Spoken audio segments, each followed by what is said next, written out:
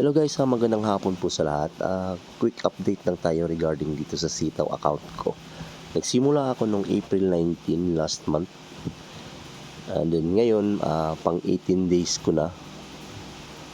Nung chinek ko yung wallet ko, ayan, meron na siyang laman. Kanina 28 pesos lang to din sa wallet balance. And then yung tinignan ko yung details, ayan, merong 658 galing freezing money to wallet balance. Nagsisimula na siyang bumabalik doon sa wallet balance ko yung mga pinang-abono ko. Ngayon magtutuloy-tuloy na to kasi nung nag-start ako nung 19, ang dami kong inabunuhan noon isang araw kasi dumagsa agad yung order. Ngayon as of now, meron akong 58 pending orders. Naging total profit ko 6,942, wala pa ring pagbabago.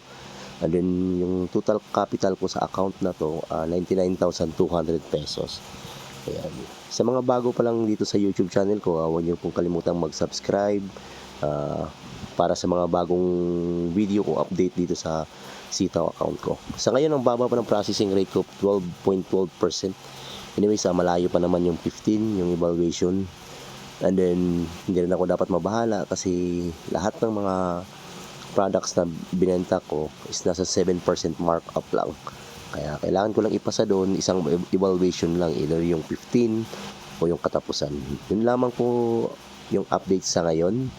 And then, maraming salamat po at magandang umaga sa ating lahat.